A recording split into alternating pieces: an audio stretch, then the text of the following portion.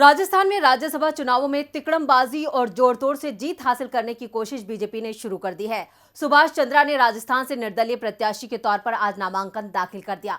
उन्हें बीजेपी का समर्थन मिलेगा। बीजेपी इस फैसले से अपना पलड़ा मजबूत करने के साथ साथ कांग्रेस में सेंधमारी की कोशिश कर रही है ताकि अगले साल होने वाले विधानसभा चुनावों में वो फिर से सत्ता में लौट सके। क्या है बीजेपी की रणनीति और क्यों सुभाष चंद्रा के नामांकन के बाद हरियाणा के पेंचेंज कांड कांग्रेस को याद आया है, चलिए हम आपको विस्तार से बताते हैं।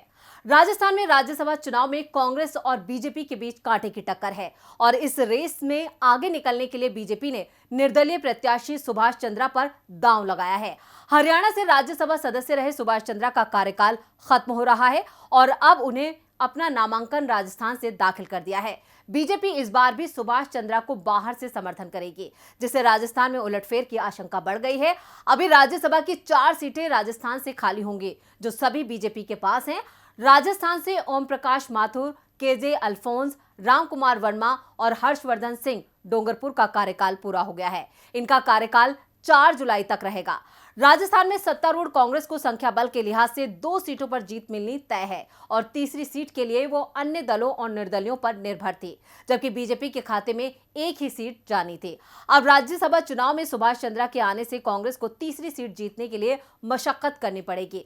कांग्रेस के पास 108, बीजेपी के पास 71, निर्दलीय 13, आरएलपी 3, बीटीपी 2, माकपा 2 और आरएलडी के पास 1 विधायक है। कांग्रेस को सभी 13 निर्दलीय विधायकों ने समर्थन का ऐलान किया है। माकपा के 2 विधायक और आरएलडी के 1 विधायक भी कांग्रेस के साथ आ सकते हैं। इस तरह संख्या बल के हिसाब से कांग्रेस की 3 सीटें जीतने के आसार हैं, लेकिन कांग्रेस ने रणदीप सुरजेवाला, मुकुल वासनिक और प्रमोद तिवारी को उम्मीदवार बनाया है। इनमें से एक भी राजस्थान से नहीं है, सभी बाहरी हैं। इस बात का डर पहले से जताया जा रहा था कि बाहरी उम्मीदवारों के आने से कांग्रेस में कहीं बगावत न हो जाए और अब सुभाष चंद्रा के आने से ये डर बढ़ गया है। तीसरी सीट जीतने के लिए कांग्रेस को 123 विधायकों के समर्थन की आवश्यकता पड़ेगी।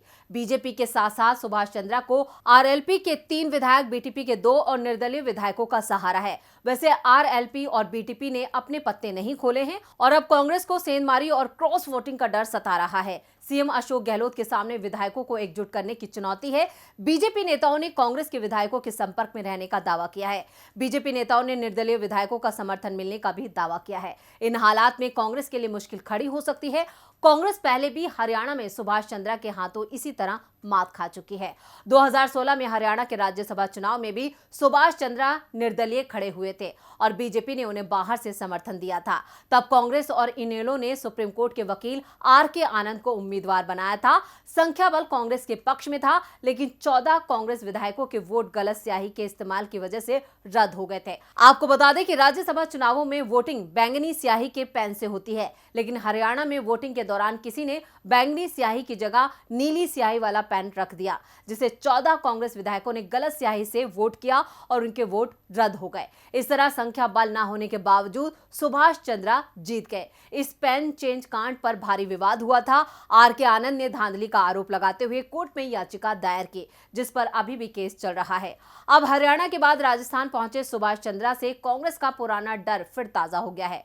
देखना है कि इस बार स्याही का रंग बदलता है या फिर विधायकों का मन।